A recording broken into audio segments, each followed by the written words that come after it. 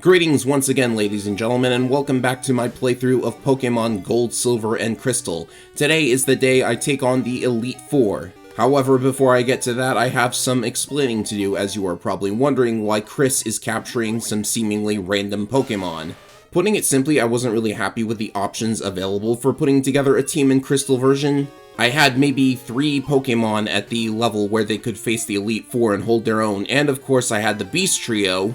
I spent the better part of an afternoon capturing them. It would be a shame not to use them. However, I pretty much knew going into this that the Elite Four of Gen 2 are not as difficult as the Elite Four of Gen 1, so I really wanted to put on a good show for you guys, so I decided I'm going to use some lesser-known Pokemon against the Elite Four in Crystal version. After all, the entire point of the Crystal version playthrough was to be weird, use very strange strategies, and still come out on top, so that's what I'm going to do for Crystal version here. If I play through the Elite Four 3 times and just run over them with all of my strong Pokemon, that's just not going to be very interesting to watch, now is it? And it wasn't very interesting to play either, because I pretty much knew I was going to win anyways. So there it is, Chris is going to use a Golbat, a Rapidash, and a Rhydon against the Elite Four. We'll see how that turns out. Actually, you know what? This is post-commentary, so I don't mind telling you right now. This may seem like a weird decision to make, but it was totally worth it in the end. Trust me on that. But believe it or not, there was yet another stroke of good luck, because while I was doing my off-screen training, one of Silver's Pokemon caught the Pokerus. This is a weird, sort of mutualistic virus that your Pokemon can catch starting from Generation 2. It's a weird thing to include in the game for sure, but if you catch the Pokerus, it actually causes your stats to go up twice as fast when you level up, and there's a lot of stuff going on in the background with that, but I don't have time to explain it. It is time for the Elite Four, so I'll have to save that topic for later. Without further ado, let's begin. You know the drill by this point, you gotta face 5 trainers and you have no chances for healing in between, so make sure you stock up on items. Right off the bat, I want to point out something that I think is really cool about this room. There's ice in it, which, besides being yet another one of my lame puns, also makes a lot of sense because this used to be Lorelei's room, but she's not here anymore. She's actually been replaced by a newcomer, so it's fairly safe to say that Will here is a very new member of the Elite Four, and he always came off that way as well. True to his name, Will is a user of the Psychic type.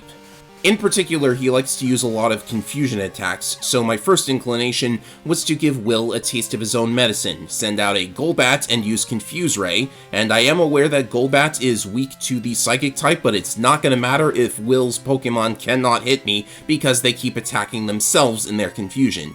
It might sound reliant on RNG, but hey, if it works, knock yourself out. No, not like that! Anyways, Golbat also has a move called Bite, which, in addition to doing super effective damage because it now counts as Dark-type, it retains its ability to inflict Flinch, which can cause the enemy to lose even more turns. So, they're losing turns due to confusion, and they're also potentially losing turns if you are attacking first with Bite, because flinching only works if you hit first. Now, Jinx might be able to put a stop to this strategy if she had the ability to actually use her new move that inflicts sleep status, but she's busy hitting herself apparently. This is just too funny. It just keeps happening. They keep knocking themselves out in their confusion. See, I told you this would be worth it, didn't I? I got so much use out of Golbat, it's not even funny. Well, actually, it is really funny, but you know. Shame I don't have Leech Life, but what can you do? Meanwhile, Silver had quite a lot of options for dealing with Will's team. I decided to go with the Red Gyarados and its Thrash ability. This move locks you into using it for 2 or 3 turns, and it does a lot of damage. However, at the end of its 2 or 3 turn run, it will confuse the user, which is not a problem if you have Bitter Berries. Other options I had include Feraligatr, who has Bite and Ice Punch, which will be super effective against Zaytu because it's a part flying type. Generally speaking, however, most Psychic types in this game are not known for their physical bulk. So really, if you wanted to run over them with Thrash, as long as you can deal with the confusion somehow, that is one possible option. Of course, there is a Psychic type that I'd say qualifies as bulky. This Slowbro here really likes buffing its defensive stats. It's got Amnesia, which now only buffs special defense, thank goodness. And it's also got Curse, which on a non-ghost type will decrease speed in exchange for more attack and defense, which in Slowbro's case is really only good if it decides to use Body Slam, but it's not going to because it got swiftly paralyzed in this battle.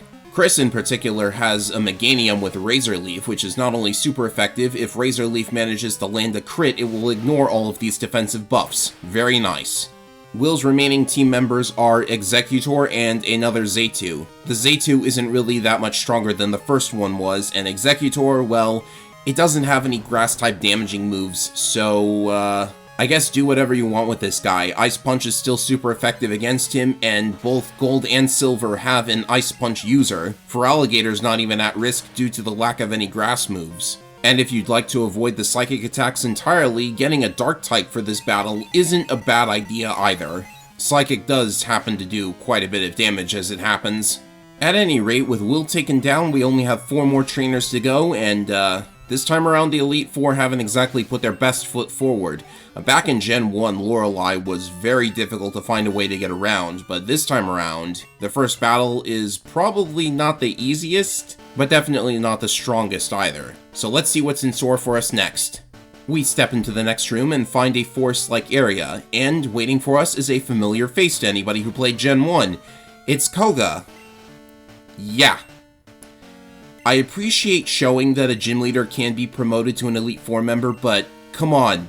Koga? You couldn't pick any of the other gym leaders to become an Elite Four member? It had to be Koga? User of the statistically weakest type in Gen 1. Well, alright then.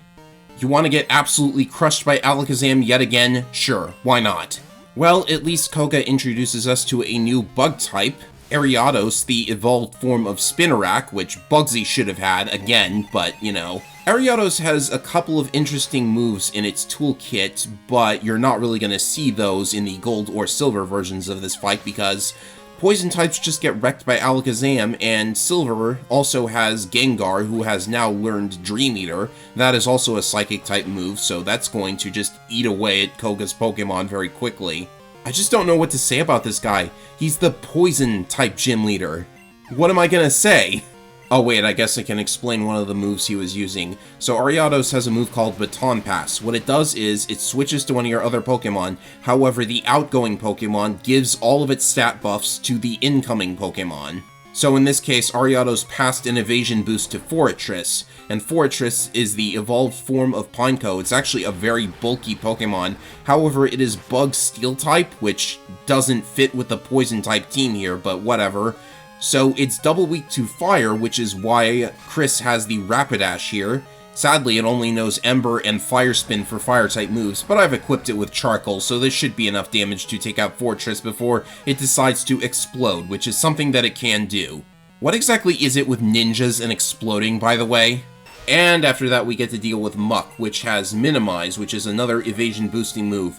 I can't remember if this is the generation where they made it so that using Stomp on a Minimize user causes extra damage. I'm not sure if that is a thing Generation 2 started, so I wasn't interested in using it myself. Instead, I brought in Marowak. In addition to ground attacks being the obvious answer to poison types, it turns out that the ground type also resists poison, which I didn't know. You can still get poisoned, but you'll resist the poison type damage. It's a little weird when you think about it this way. Next, we get to deal with Koga's bug and poison type Pokemon. So for these guys, I decided to send in Golbat, who is a poison flying type and knows wing attack, so he's actually going to be very useful here. It is amazing how much use I'm getting out of Golbat, especially since he resists Ariados' Giga Drain attack. You gave Ariados, the bug and poison type, Giga Drain, a grass type move. Wow, okay. So, one thing that is actually dangerous about this situation is that Venomoth, Koga's other bug and poison type, knows Psychic, so that could be a problem, but it's not going to be as strong as a Psychic attack from one of Will's Pokemon. But I am going to hit it with Confuse Ray, just in case. Koga's final Pokemon is actually another newcomer named Crobat. It is actually a new evolution for Golbat that you get by raising its Friendship, which I haven't really talked about. It's generally really difficult to raise Friendship because it's not exactly the same as leveling up. You can actually have Kurt make you a Pokeball called a Friend Ball, which will drastically increase the friendship of a Pokemon as soon as you capture it. And I was planning on doing that with my Golbat on Crystal version, but I ran out of Friend Balls before I could actually catch the thing. Well, that does it for Koga. Now it's time for the third member of the Elite Four, but before that, it's time for some lava fishing! Nah, I'm just kidding. I saw the lava and thought it would be funny if you could actually fish in it, but you can't. You know, lava fishing wouldn't be a terrible idea for this series, or is that just me being a Terraria fanboy? Anyway, so far the Elite Four hasn't really been all that powerful. The only way they could possibly get any weaker is if they decided to not replace Bruno from the previous game, because he was pretty weak and, he returns for the second generation. Well then. Look, I'm doing my best here, alright? But the best thing I can say about Bruno is that he no longer has any repeat team members. 5 unique Pokemon, and his lead so happens to be a brand new Johto Pokemon. Hitmontop, the third evolution alongside Hitmonlee and Hitmonchan for Tyrogue. So something completely hilarious happened here. You can see that Hitmontop decided to use Dig. I don't know why it knows Dig. I had no way of knowing it would use Dig, but it did. And it so happens that Quagsire knows Earthquake, which can hit enemies who are using Dig for double the damage. I'm pretty sure you can hit underground enemies with Earthquake in Gen 1, but I'm not sure it did double damage. Anyways, that was a really embarrassing way for Hitmontop to get KO'd, and that's only the start of the embarrassment for Bruno. And next up we have Hitmonlee, who is not really that much to talk about. He's got some fighting type attacks, but that's really it. You just can't say a lot about the fighting type because they just don't have very many types that they can resist or hit for super effective damage. Quagsire has the bulk necessary to absorb a number of fighting type hits, and to be honest, even if I were using a rock or steel type here, I don't really think fighting types could inflict much damage to those anyways because of how bulky they are. They're very defensive types. And then we have Hitmonchan, who carries the same problem with his elemental punches that I've gone over many times. Look at this. Gyarados is double weak to Thunder Punch, and it's still not doing that much damage. It's doing a sizable amount of damage, I guess, but it's not even the amount you would expect for an attack that is hitting for quadruple the damage. Yeah, suffice to say this is not exactly the hardest bout in the Elite Four set, and I haven't even shown myself using Gengar at this point, so here we go. Gengar is, of course, immune to all normal and fighting type attacks, as I have said over and over again, and you still have the Hypnosis Dream Eater strategy, which is a psychic type attack, and therefore does more damage, yada yada yada. Gengar also has special defense, so the elemental punches from Hitmonchan are not a threat either. Just sad. I suppose there is one improvement over the original Bruno battle. He only has 1 Onix instead of 2. I still don't know why they gave him an Onix. I mean, it's practically his signature Pokemon thanks to the TV show, but it's just not a fighting type, and it doesn't even really do anything to complement the rest of the team either. It knows Sandstorm, which is a new weather. Sandstorm will take off 1/8 of your health if you are not a ground, rock, or steel type, which none of Bruno's other Pokemon are, so this actually hurts him more than it hurts you. Actually, since 2 of those types are weak against the fighting type, maybe that's part of his strategy? Nah, I think they just wanted to add another annoyance that chips away at your health little by little. As ineffective as it is. I mean, look at this. Even before Hitmonchan gets to make any moves, it's already taken a little bit of damage. You know, I do wonder why Jasmine didn't use this weather. It would make a lot more sense for her. To give you an idea of just how embarrassing this is, I actually managed to wreck most of Bruno's team with a Golbat. A Golbat! A poison flying type, which means it double resists fighting type attacks, and you can't really do anything to Onix with this, so I switched in a Azumarill for that. But yeah, Confusion and Wing Attack are actually very effective here, especially since fighting types have very high attack stats, and so when they hit themselves in their Confusion, they take quite a lot of damage.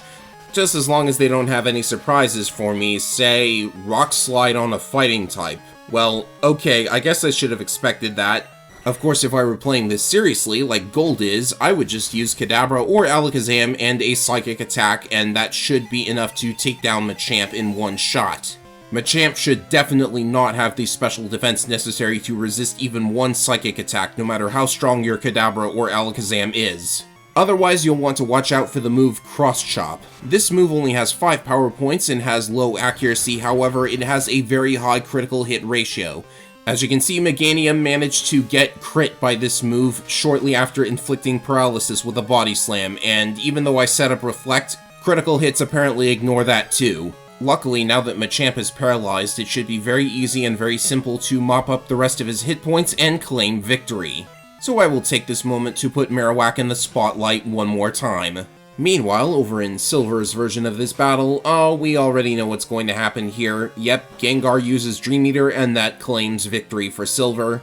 Yeah, so far this Elite Four has not really been that much to speak about. There's been maybe one kind of interesting fight, whereas in Generation 1 I actually had a rough time with 2 out of the first 3 battles of the Elite Four. You gotta love this dialogue from Bruno though. Having lost, I have no right to say anything. Yeah, you certainly don't, Bruno, not after that performance. Next up we have the semi-final battle of this gauntlet and the 4th and final member of the Elite Four, Karen, the Dark-type user. Now, I've already gone over the problems with Dark types in the past, but just to reiterate in case anyone forgot, Dark types are considered a special type in Generation 2. That'll be a problem for them because most Dark types actually don't really have high special attack stats. It's really strange. But then again, most of the Pokemon I have with me right now don't really have high special defense, so they might be vulnerable to the enemy's attacks regardless. Just for fun though, I decided to send in my old friend Granbull to see if the present glitch is still very effective against these guys, so let's see how that turns out.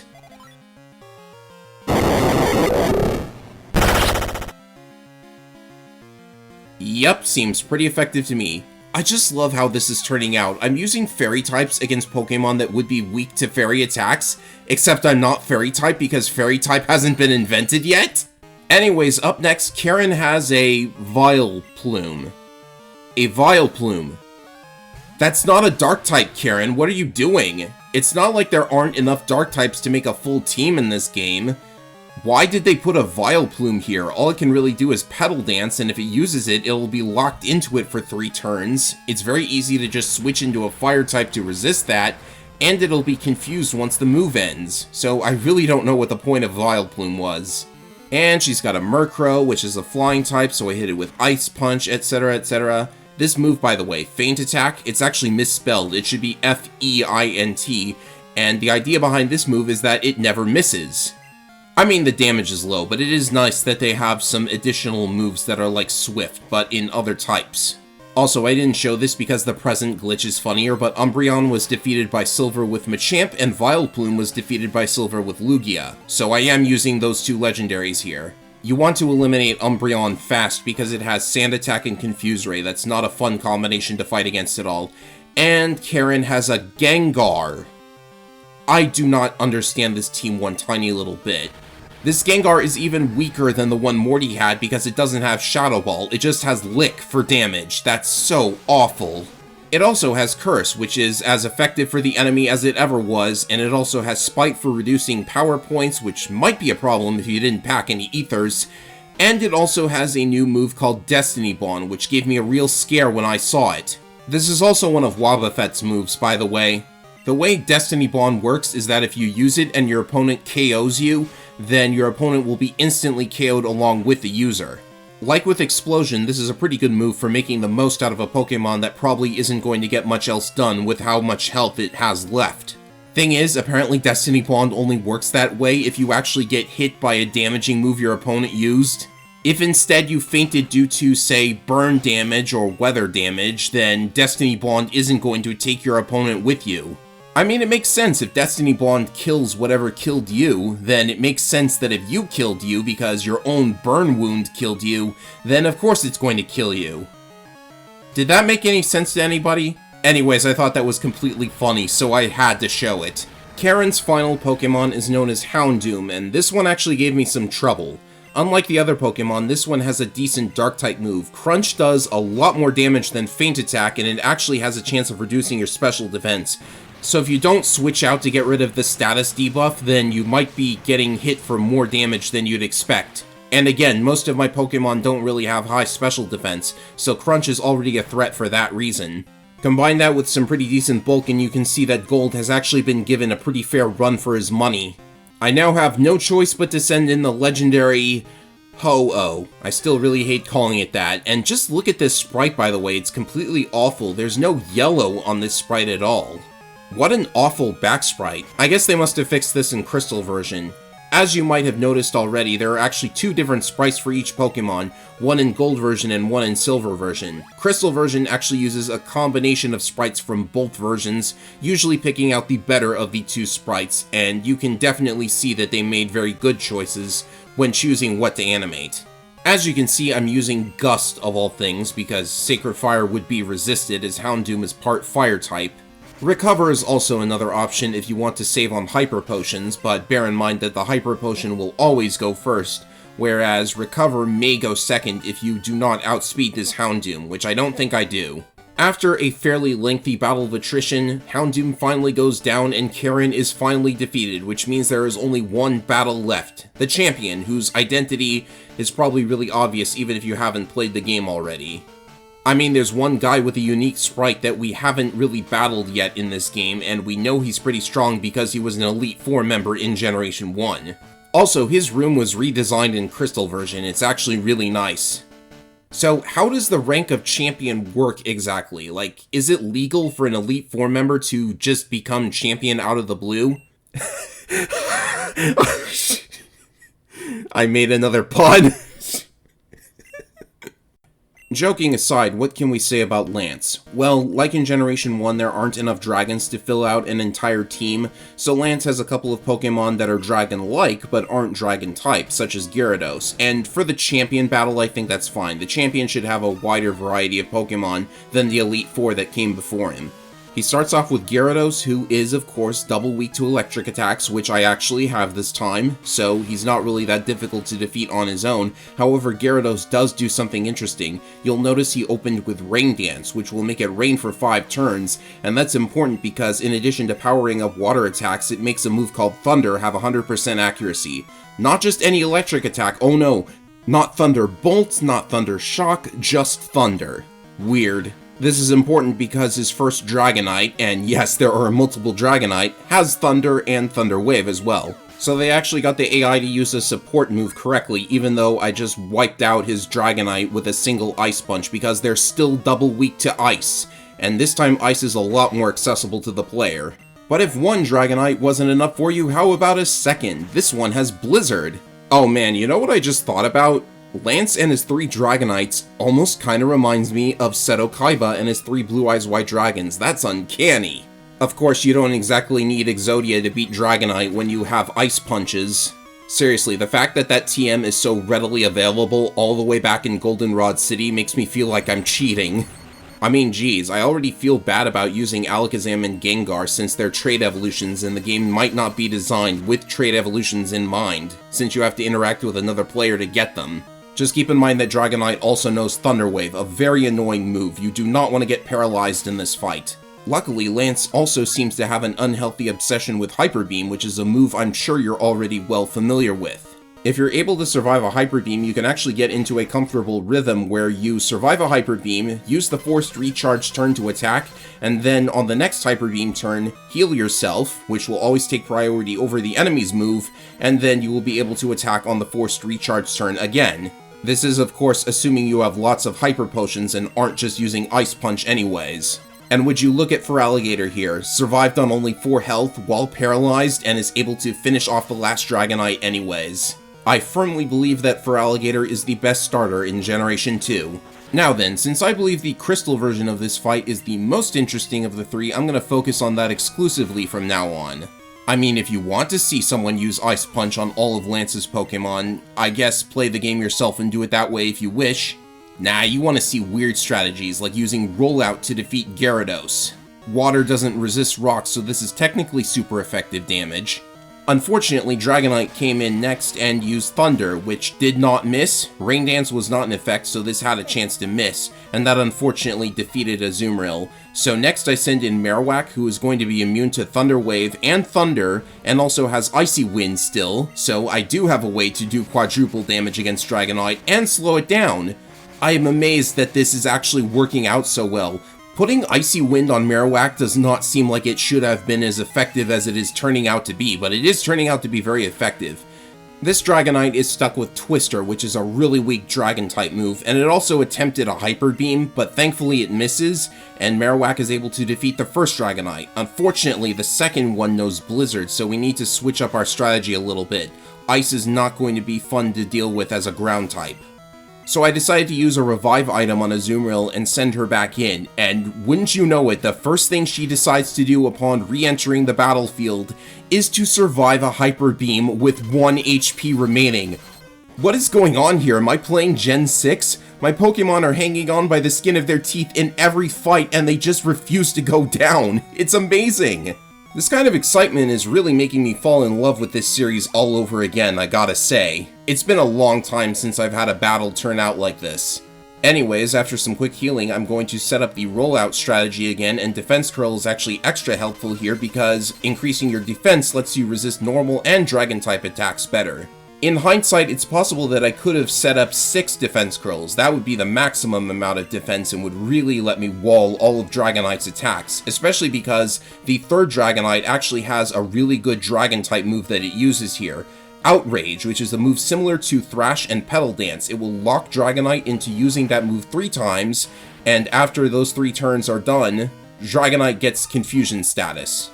This is the first really good Dragon-type move I've seen, however, so I really need to switch up the strategy a little. I've brought in a Rhydon here exclusively for Scary Face, which is a move that will greatly lower the speed of Dragonite. I really need to move first in this battle, it's going to be very important. Remember, the computer in this game still never switches out their current Pokemon, so any stat debuffs like this are more or less going to be permanent, aside from a few very rare cases. It also looks like I may or may not have used up all of my Confusion luck on Will back at the beginning of this run, because this Dragonite refuses to hit itself in Confusion. My thought process here was, with Dragonite's speed lowered, I could better set up Reflect and maybe try to get him paralyzed with Body Slam, but then I found out that this Dragonite knows Fire Blast, which is going to be effective against Meganium here and even inflicts burns, so that's unfortunate. So then my next thought was to drain all of Dragonite's power points. Fire Blast and Hyper Beam both have only 5 power points, so if you can resist 5 hits from each of these moves, then you never have to worry about them ever again. Of course, this will lock Dragonite into Outrage, which you probably don't want. It is still a very powerful move, and there's nothing that resists Outrage this early in the Pokemon series. No Fairy type, nothing. Lowering its speed, however, also means that I can try and use flinch strategies to my advantage, so I brought in Golbat, and here, the fact that Bite is a special attack is actually working very much in my favor. Dragonite has a lot of physical defense. So after a very long series of watching Dragonite hit itself in Confusion and then having Lance use max potions and stuff, eventually Dragonite went down, finally. That means there's only 2 Pokemon on his team left. And both of them are weak to water, however I will try to confuse them. Now, here's a fun fact for you all. Remember how back in Generation 1 I said that Lance's Dragonite knowing Barrier was actually an illegal move because Dragonite doesn't learn Barrier in Generation 1? Well, he's done it again, ladies and gentlemen. This Aerodactyl knows Rock Slide, which it should not know. It cannot learn this in Generation 2. What it should have instead is Ancient Power, a brand new Rock-type move that also has a 1 in 10 chance of buffing all of the user's stats when it successfully lands a blow. You know what, actually, I think Rock Slide is the better move here. I'm totally okay with Aerodactyl cheating just this once. I guess it's true that Rock Slide has a flinch chance, which might be worse for me. Aerodactyl does outspeed Azumarill here, but he's still not able to do that much damage, and so I can take him down pretty easily with a couple of Surfs. Seriously though, this seems to be a running theme with Lance. He's always got some kind of illegal move in every battle he's in. In fact, you know what? Maybe, just maybe, Lance only became the champion by cheating. Something to think about. I mean, gee, with a team where all 6 of his Pokemon all know Hyper Beam and spam it endlessly, you gotta wonder how this guy ever got as far as he did. Well, gee, maybe his 6th and final Pokemon can provide an answer to this puzzle. Is it another Dragonite? Is it some crazy new Pokemon we've never seen before? No, ladies and gentlemen, it's Charizard. No, really, Charizard. His final Pokemon is a Charizard. Everybody complained about Leon from Sword and Shield having a Charizard as his ace, but really, Lance did it first. Actually, if you picked Bulbasaur in Gen 1, then Charizard would be the final Pokemon you fight as well. But then again, nobody ever picked Bulbasaur and actually made it that far. Still, that's like 3 potential champions with Charizard as their final Pokemon. For anyone out of the loop, Charizard is considered one of the most boring Pokemon these days because Game Freak spams it everywhere. In advertising, the TV show, and even the games, you'll see this guy everywhere. Gets a little bit boring eventually. I mean, he's not even that interesting to fight here, just use a couple of Surfs.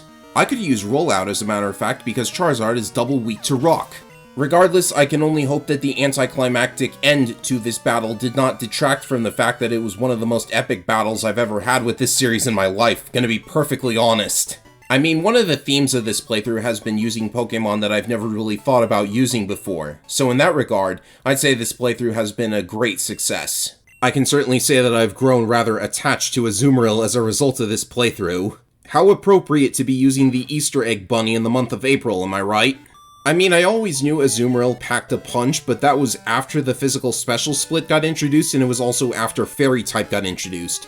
So to use her all the way back in Gen 2 where none of these improvements have been made, that was pretty exciting and entertaining to see unfold. As you can see, Professor Oak has come. Oh my goodness, I shouldn't have said that.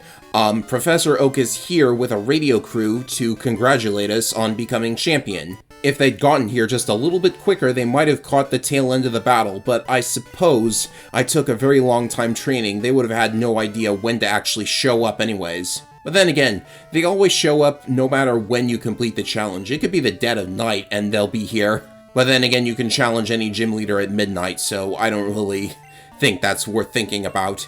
And Lance is giving an overly long speech before entering us into the Hall of Fame, which, by the way, I'm not going to show the Hall of Fame in this video. I'm actually going to save that for the end of the playthrough, because the playthrough is nowhere near over. We still have an entire other region to explore. You saw it on the map, did you not?